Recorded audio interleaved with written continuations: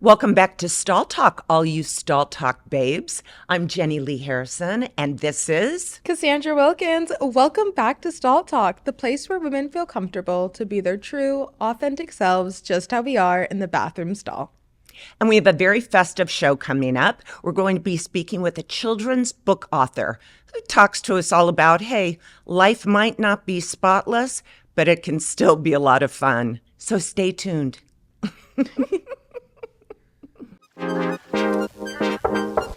Ooh, come on in. Let's get down and dirty. The totally unfiltered, honest. Up to my brain. I love your brain. Stall Talk. Stall Talk. Y'all ready?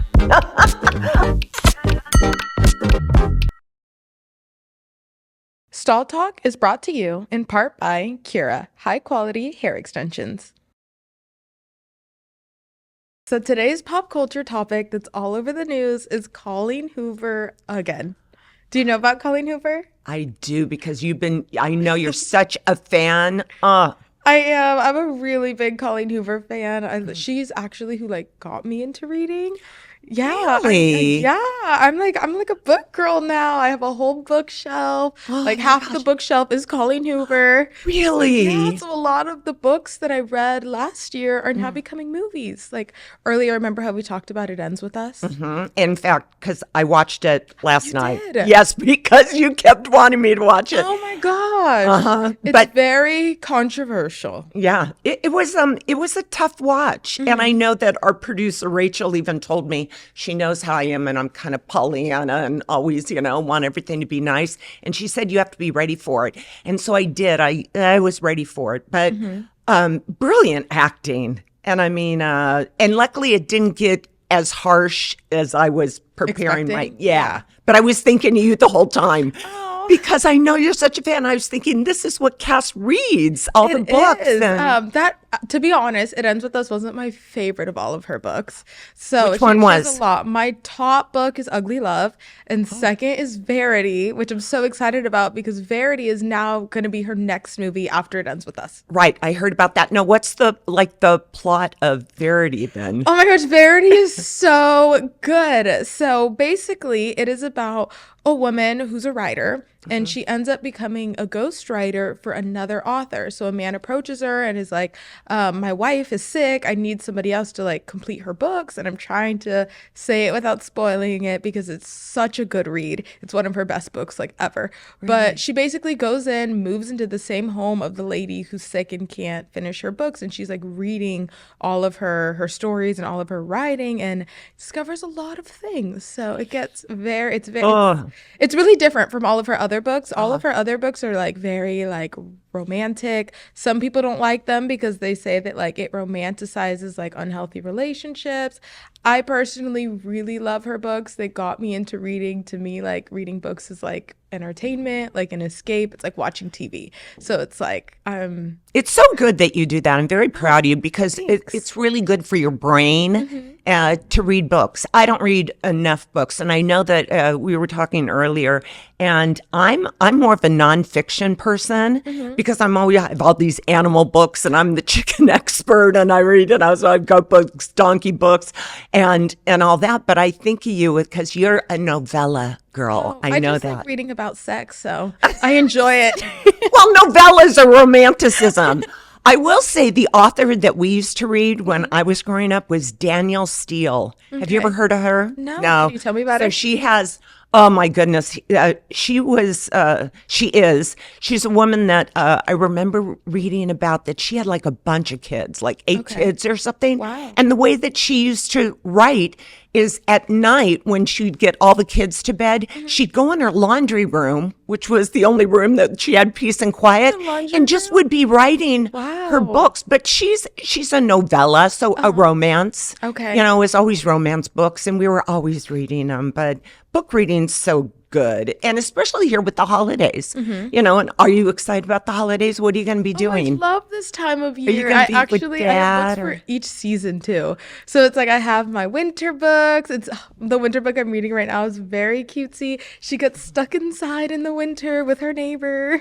I'm in like the first 100 pages, but so far it's very cute, very on brand. And then I have like my different books like for the summer, fall, winter, all the times of but year. during the holidays. So now, since we have a holiday show too, are you going to spend it with your family or? Yeah, I'm so excited to get to go back home. Oh. My dad just got a puppy. His name is know. Max. I know. So I I'm know. just so excited. I want to get him his first Christmas sweater. Oh, good. And take like Christmas pictures of all the dogs. I'm such a weirdo. I love taking Christmas pictures of like the dogs and their Christmas sweaters. I Aww. do it every year. I even like I've printed out like actual Christmas cards that I've mailed of like the dogs and Aw. their Christmas sweaters Well, around the that's- tree. Well, that's going to be my whole Christmas is this year. I'm having a very, very quiet Christmas, and I'm looking forward to that What are you because doing? I'm just going to be home with all my animals. Oh, I mean, we're going to have a break from stall talk for a moment, and so I'm just going to be really. I'm going to be by myself, frankly, really, enjoying the farm, enjoying the animals. And, I had my kid brother even called me up at Thanksgiving because Thanksgiving too, I was by myself because I don't know, I've been working so hard on stall talk and everything else. But he said, "Oh, so what are you doing for Thanksgiving?" And I go, hanging out with the dogs and the donkey. And my brother goes, "Oh my gosh, you're not going to be with anybody? You're not going to be with anybody?" And I was like, and I found myself making up an excuse almost because I don't know, people always think that the holidays are all about everybody being together. But What does it mean to you? thanks for asking. To me, I think the holidays are just about, I don't know, taking in all the blessings that we have and enjoying even more so every single day. I love the weather. I love the festivity of it all. I love playing the music. I have holiday music on from the moment I wake up, but I don't know, it's breathtaking, the holidays. And so I just enjoy my gardens and I do have friends around me and all that, but I just feel so blessed. And I don't think you necessarily have to be with a bunch of people and all what goes along with that, like families fighting or screaming or, all the gobs of food and all that. Is that I don't know, maybe I guess I reflect a lot and just think, thank you, Lord, because I love my life, And I will, you know what I will do? I did this last year too, is I dress up my donkey. So I put a hat on her and I put around her halter, I'll put, poinsettias and things, and I take her around the neighborhood and the kids and stuff all come out and I tell the story of donkeys. All donkeys have they have how can I explain it? Down their back, they have a stripe. So it goes from their head all the way down their back, and they have another strap that goes of color that goes around their girth. And the story is, when you look at that, what is it? It's a cross. And the reason why all donkeys have a cross is because they carried Jesus to Bethlehem.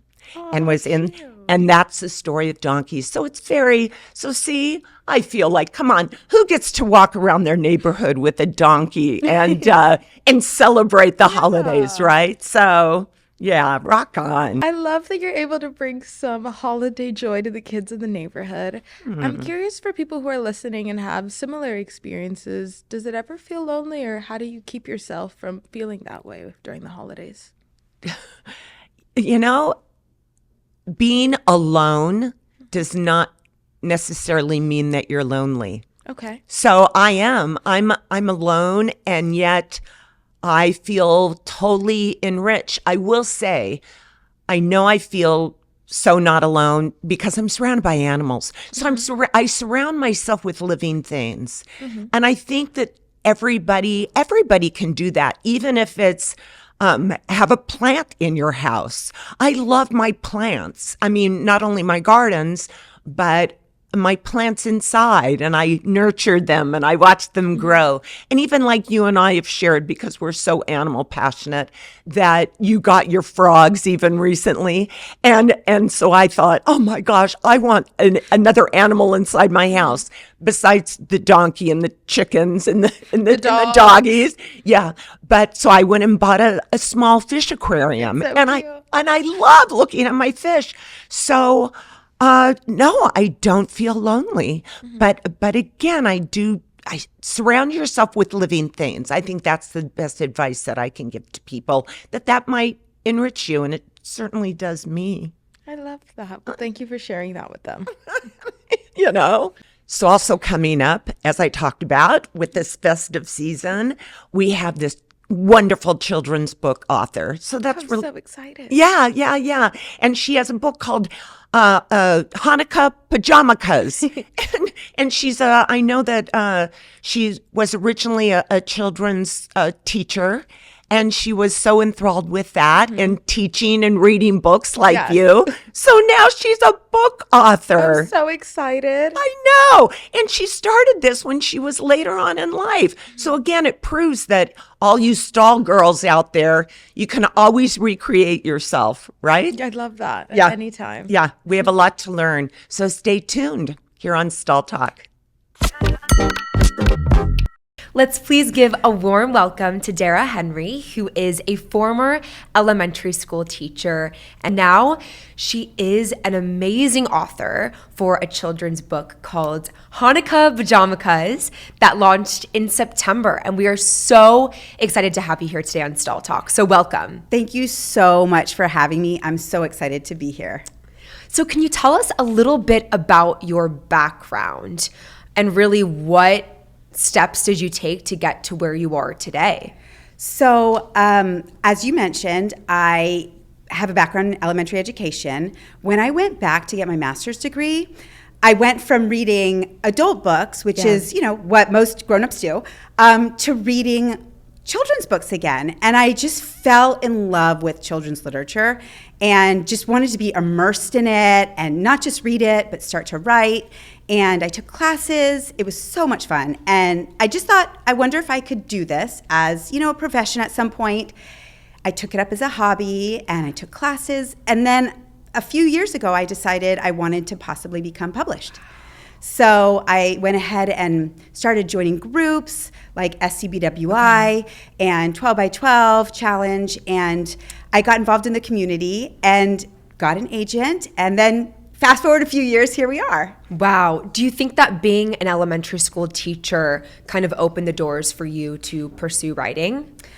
I definitely think that being involved in education, both in the classroom and also with children's literature, I just have an appreciation for just writing and what kids love and what I would want to see in my classroom if I were still teaching. I definitely think having the background helps. And now that I'm doing visits, it is just so fun to be back in the classroom. It really, really is. It's probably my favorite part. Oh, I love that. And okay, so it's no secret that you are wearing pajamas, and I'm loving every second of it. You look fabulous. Thank you so much. I am in pajamas, and I feel like when you write a book about pajamas, like Hanukkah Pajamas, you kind of have to play the part by wearing pajamas. And actually, my pajamas have Ruthie, the main character of the story, and her dog Patches, who I also happen to have right here. So Hi, he's Patches. in his pajamas too. And he comes with me to school visits. He looks fabulous. Isn't he so cute? He's super cute. He's Is adorable. he single? He is single, Okay. but he's Ruthie's forever friend.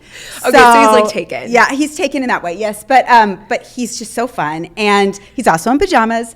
I feel like when you write a book about pajamas, you have to embrace it. Totally. And it Yeah. has made my life so much easier. Like coming to events, it's like, what do I wear? I wear my pajamas. It's like having a uniform, but like it's the comfiest thing in the world. Yes, exactly. I love it. So if you don't mind sharing a little bit more about what Hanukkah Pajamas is about, that would be super helpful just to understand you a little bit more and what you're doing with this book. So Hanukkah Pajamas is, the storyline is based around Hanukkah. Yeah. It's about a little girl who loves her holiday pajamas so much, she wants to wear them all 8 nights of Hanukkah. I don't blame her.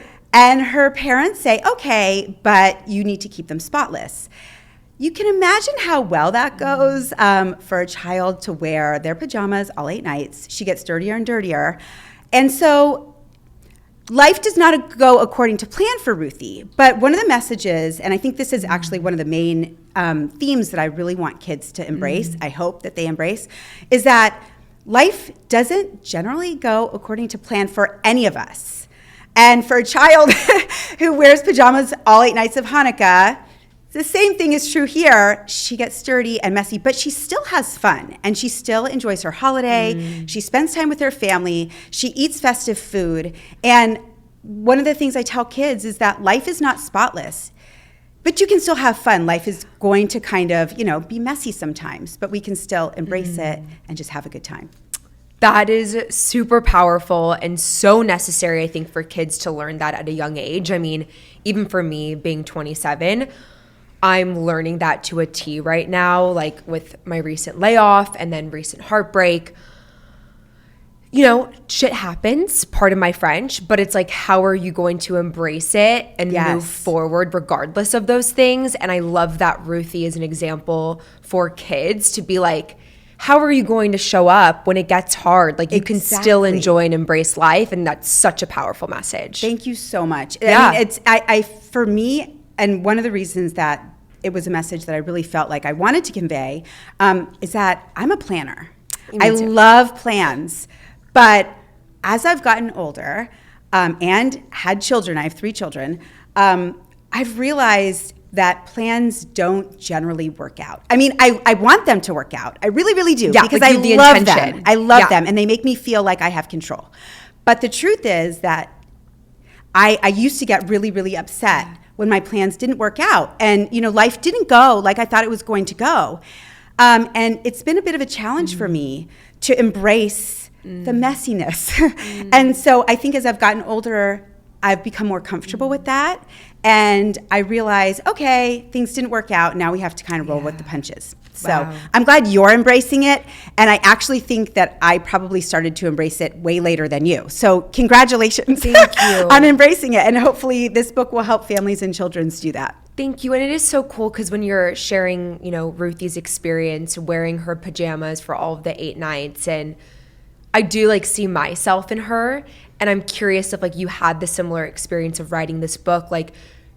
Is there a part of Ruthie that you think kind of is an example of maybe your younger self or what you're currently experiencing? Well, the story was inspired by my family, by my children. We all love pajamas, period. We all love pajamas, any pajamas, but especially our Hanukkah pajamas.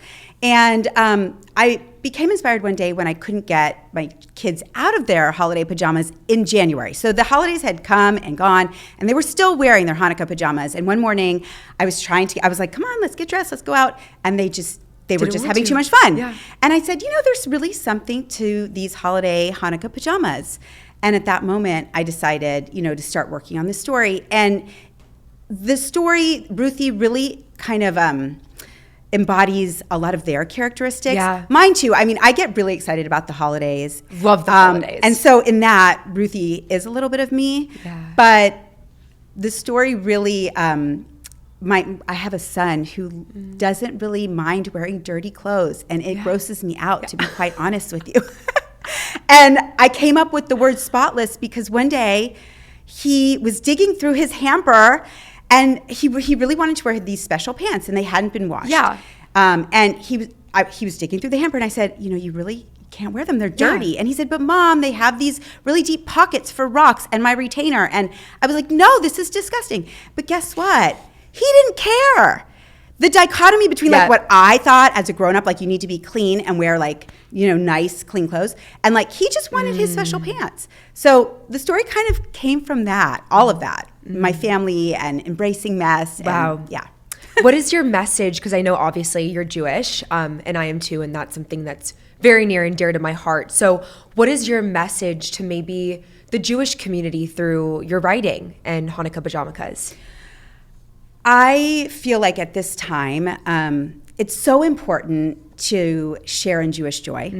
In joy for everybody, for all, but especially right now, Jewish joy for children and families, and just have fun with it. Have fun with all the foods and the traditions, and, like loving each other in pajamas. And just, I think that's, if I could kind of like convey a message to all my fellow Jews out there, it would be embrace the Jewish joy.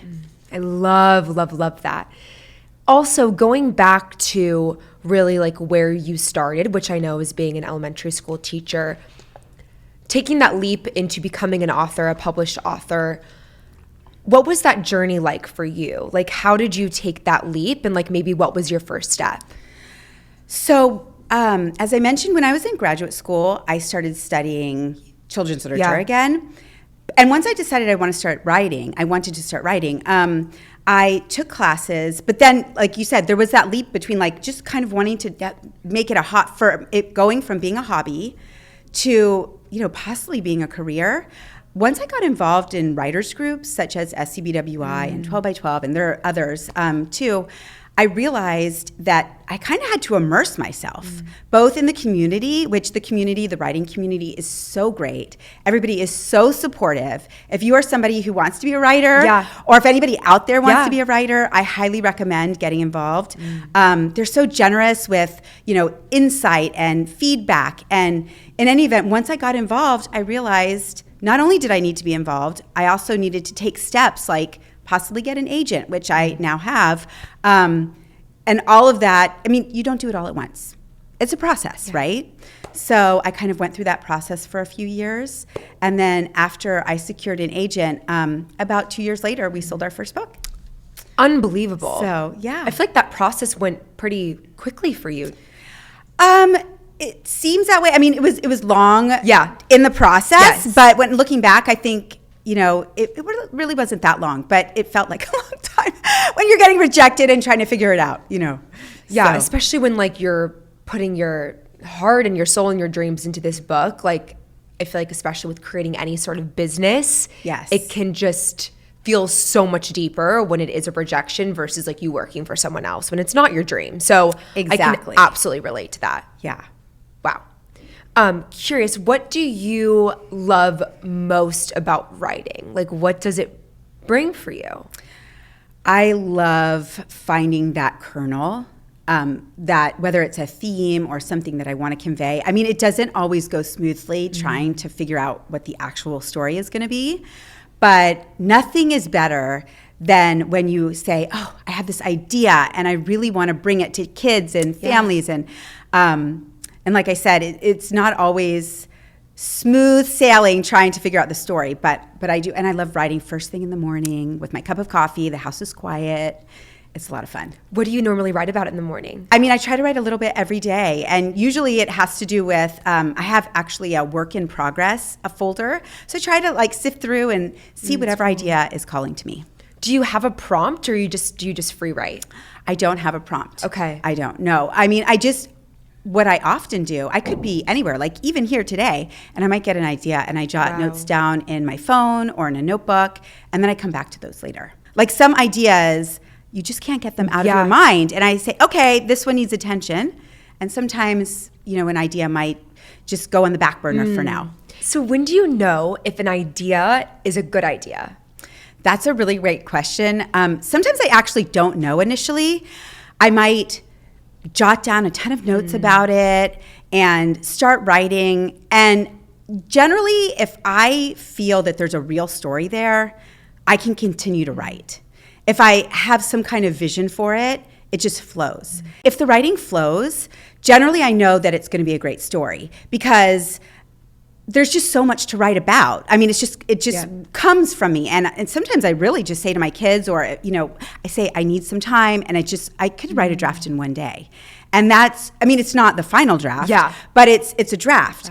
If it's kind of challenging for me to come up with something about the idea, I know that maybe it doesn't mean that it's a bad idea. It just means that maybe the story's not there yet. And so I keep that idea and I've had it happen where I have an idea, I try to write a story and it doesn't come to me and I put it on the back burner and I come back, like whether it's a couple weeks, a couple months later, and then the story's there.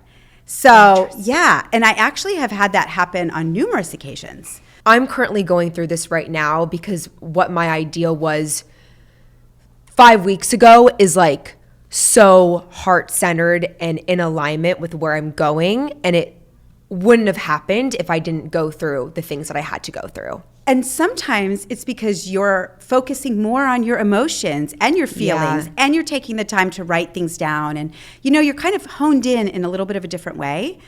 We're all so busy right now with everything going on. Sometimes we literally don't even have time to write down an idea. Sometimes we don't have time to notice the idea, right? We're all just so busy, whether it's activities after school for kids or, just our own stuff, like we're inundated with everything going on in life. So I think that what you're saying is true when sometimes we have that moment to pause and we kind of have to reevaluate. It's a good thing. It feels sometimes like a bad thing, or maybe not a bad thing, like a challenging thing, but it ends up being a good thing. I love that. So I know you mentioned this concept and experience of rejection. How do you personally navigate through rejection and persevere? Like, where does that resilience come from? I can't tell you where it comes from, but what I can tell you is that everybody in life, we all experience rejection in some form or another. It might not be that an agent's rejecting you or an editor's rejecting you, but it could be like for kids. I talk to kids about this all the time. It could be that they don't get on a sports team that they want to, or even something like they don't get picked for a team at recess. And that hurts, right? That hurts everybody. I think just knowing that tomorrow could be different, tomorrow will be different, is so important. I do a lot of talking, not just with this book, but also just with kids in general about resilience. I have a toy. I don't know if I can I share it? I hope I can. Okay, so this is something that I bring out during school visits. And it's so fun. Like a little girl again. This is so fun. It's so fun. Okay, so I don't know if you can see. These are little penguins, and I don't know if you're going to be able to get the full grasp, but I call them wobblers or my positivity penguins. And they're baby toys actually, but when you try to knock them down, they pop up. And so what I like to do with kids is I show them that it doesn't matter how you knock the penguin down. The penguin always gets back up. We could put something on top of the penguin, like a book, a ruler, which is actually what I do. I give them to kids and I say, make the penguin stay down. And they do. And then when we pull that object off, the penguin pops back up. And I say, this is resilience, okay? And this is what we need to do in life. When we get knocked down with an idea, somebody rejects our idea, we don't get picked for a team or whatever, an agent, an editor says, no to us. Okay, it hurts. I'm not saying don't explore and feel those emotions. But then we say, okay, that's not a forever moment, right? We have to pop back up. I'm getting like teary-eyed. Like it's really speaking to me. I'm so I know glad. it's a penguin, but like I needed to hear that. I'm so glad. Well, I'll have to send you the link to my positivity. They're actually not mine. I ordered them. But I've made them part of my experience. No, I think that like resiliency is such an important skill to teach to children because it's life, and it's like things are going to punch you down to the floor and it's up to you to get back up and like take radical responsibility over that. It's amazing. Well, and that's I kind of circle back with the book when I'm at a school visit because we do this, and then I also have something else to share. I'm so glad I brought all this stuff. I didn't know if it would come in handy, but okay, so I brought these, I call them Spot the Positivity bookmarks, and they're wooden discs, and I give them to kids. I should have brought some examples, but I didn't do that. But I tell kids that, in the book, Ruthie's plan, it doesn't work out. But she still experiences joy. Like one of my favorite, I don't know if I can share. Please, I was gonna, like your favorite page. Yeah, I'm gonna show you my favorite page, my favorite spread, is this one where she gets covered in glitter. And I'll share it. Okay, so here she is. She's getting covered in glitter. And then the line is, so her dad, I don't know what your experience with glitter has been. I don't love glitter because it gets everywhere and it's hard to clean up. Yeah. And so her dad groans, glitter never comes off. And Ruthie grins and says, sparkly, not spotty. And I love that line, and I share it all the time with kids because here she's finding that she's sparkly. She's not upset about it.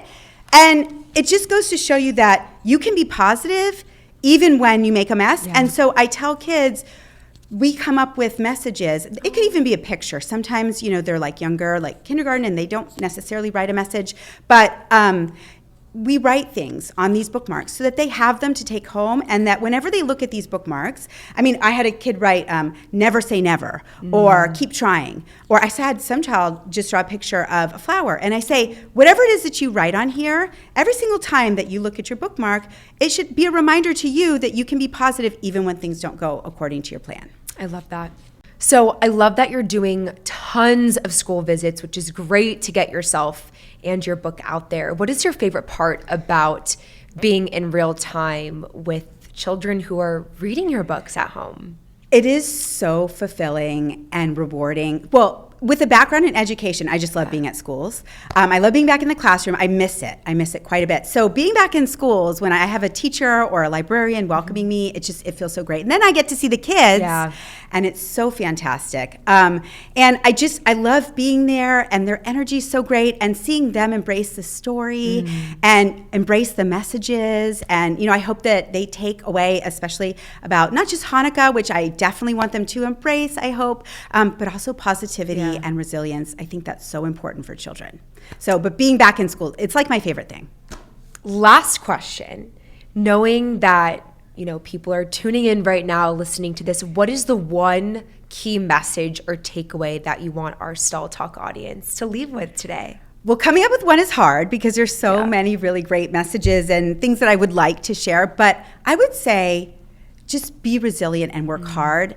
I tell students all the time in classrooms that don't wish for it, work for it. And that kind of means that when you don't succeed at first yet, keep working at it and keep trying. And that means whatever it is your dream is, it could be writing, but it could be whatever. Being an entrepreneur or whatever. Just embrace yourself, your gifts, and share them, and keep working for it. So where can listeners find your book? So listeners can find Hanukkah Pajamas really wherever books are sold. Okay. It's at Barnes & Noble, it's at Target, Walmart, Amazon, lots of independent bookstores. I love independent bookstores. So you can find it pretty much anywhere. So check it out. Thank you so much, Dara. You are awesome. This is incredible. Thank you so much for having me. This was so much fun. I had such a great day. The blast. Such a great time. What a great conversation with Dara. How much fun. So much fun. And I have a little bit of a surprise for you too. So close your eyes Okay. and hold out your hands. A puppy, maybe? I love Maybe. surprises. Maybe. Okay, so what? So Close your eyes. Okay. And hold out your hands. Okay. Okay. Oh, Christmas is coming. I feel it. Like, is it squishy or like a furry, squishy? What? Yes. Yes. Oh my gosh! Oh my gosh! This is so cute! I was actually thinking, I was like, oh my gosh, so I was thinking, when she said it was at Barnes & Noble, I was like, oh my gosh, I'm always at Barnes & Noble, specifically the one Merry in Grove. Christmas, Happy I Hanukkah, love this. whatever you believe in, Happy I wanted Holidays. to go into Barnes & Noble too and like go find her book. This is so How cute. cute. Oh How my cute. gosh. Can you keep your pajamas spotless? See, and there's This is going on my patches. bookshelf. How cute.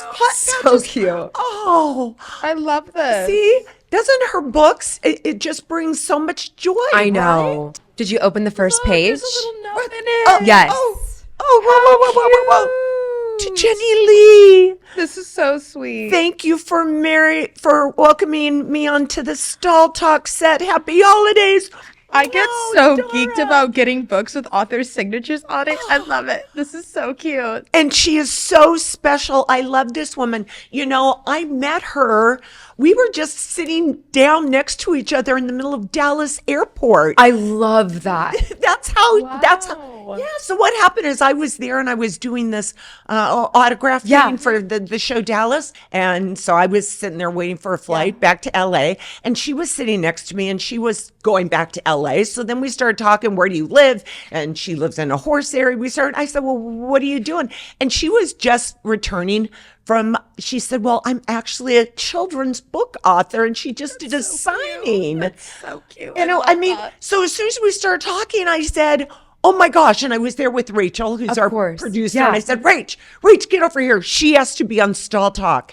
And I'm so glad small world. And I'm so glad that you got to interview her. She's awesome. And I love her continuing message in the book that life is not spotless. Stuff happens and you might get dirty, or you might, I think one thing she said, there were sprinkles all over the place from the kids. Glitter, right? And it's like, it's okay. Yeah. So what? It's all okay, right? And she also talked about, she was so positive. Did you feel that? 100%. Yeah. I loved her mission just about, you're allowed to embrace the messiness. Yes. Because life is not perfect. Shit's going to happen, and, might as well embrace it.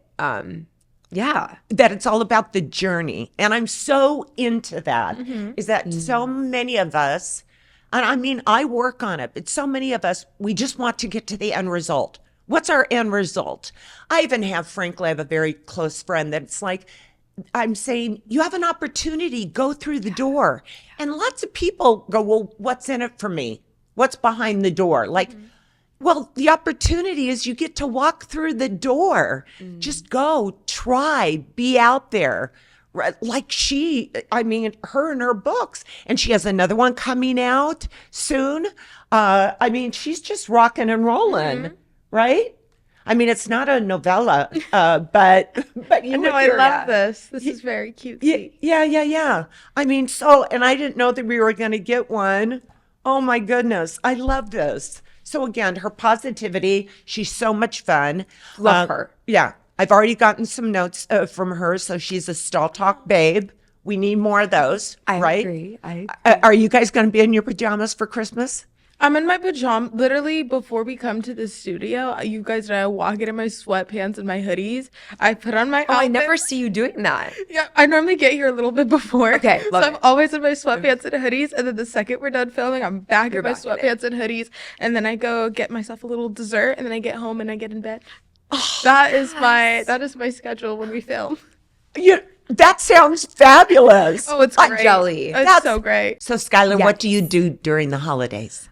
For me, I love being with my family. So whether it's cooking, baking, just honestly having just really close time with my family, like that to me is what makes the holidays. Like, it's not about the gifts, it's just being with family. So do you have a favorite with your family meal that you guys make together, or that gives you the warm and fuzzy feeling? Yes. So for Hanukkah, like, my favorite dish is noodle kugel. It's insane. That's such a cute name. I love it. So cute. With a lot of cinnamon. The best. And then for Christmas, apple crisp is like my favorite dessert. So I'm hungry right now. Yeah, Sounds the so best. good. Now, do you buy them, or are they? No, we homemade from scratch. Homemade. Yeah, the best. So you make your apple crisp homemade too? Oh, yum. So good. With like vanilla ice cream, insane. Oh, How about you, Cass? Do you have any foods that you usually eat for the holidays? Yeah, so my Christmas traditions are a little bit different because I'm half Black and half Mexican. So I celebrate Christmas on Christmas Eve with my mom and her side, and we make tamales. So good. My favorite is queso con rajas. That one's my favorite. What It's is the cheese and chili ones. So like we wake up early in the morning, and I feel the tamales with my mom. She'll have me like dicing up the cheese, and that's one of my favorite like holiday traditions that I do with my mom in the morning before Christmas. And then we also, as a family, we make gingerbread houses together because with my like tradition, like Mexican tradition, we open Christmas presents at midnight on Christmas Eve. So we're like staying up late, waiting till midnight, and from the time that like we have dinner and waiting to like open the presents. We all decorate gingerbread houses, and we play La Loteria together. What is that? Oh my gosh, I love that game. So it's basically kind of like blackout bingo, but it's like instead of like numbers, they're like little characters. So there's like a mermaid, there's like a flower pot, there's like lots of little characters, and like somebody will like pull a card and say like what character it is. Yeah. And then if you have that character like on your like kind of like your bingo card, we use frijoles. So like instead of like actual little plastic pieces, my mom just gets like a big bag of frijoles, which are beans, just like dry beans, and then we use those as our place markers. But sometimes it gets competitive. We like to put a couple quarters in, and then whoever wins gets to take home a couple dollars. But yeah, we make it very fun. And then I spend it with my dad on the 25th, which is my American side, and we celebrate pretty traditional American Christmas. And it's really fun getting Best to of do both both. worlds. Exactly. And that's what the holidays are all about. Celebrating however you do, right? It starts from within, right? Be positive and joyful and thankful, as I am for you girls. So grateful for you ladies. And for everybody out there, all you Stall Talk babes, we appreciate you, right? Happy holidays. Yeah. Oh, it's so great. Trending up, trending down. What? It's that time again on Stall Talk, trending up and trending down, where we talk about the latest trends on social media. Is Lindsay Lohan the new queen of Christmas? I don't know if you guys have seen, but she's been starring in Christmas movies right now, and I love this new era of her. Growing up, I remember seeing her all over my TV screen. So many of my memories in film are definitely her movies. So I'm excited for these next generations to see this era of her. What do you guys think about the new queen of Christmas? Is she? Let's talk about it in the comments. That's all from me with Stall Talk, trending up and trending down. Stall Talk is brought to you in part by Cura, high quality hair extensions. What another fun episode together, huh? It sure was. Well, thank you very much for listening and watching Stall Talk. We appreciate all of you. Don't forget to like, follow, and subscribe on all social media platforms. And we'll see you next week. Bye, guys. Bye.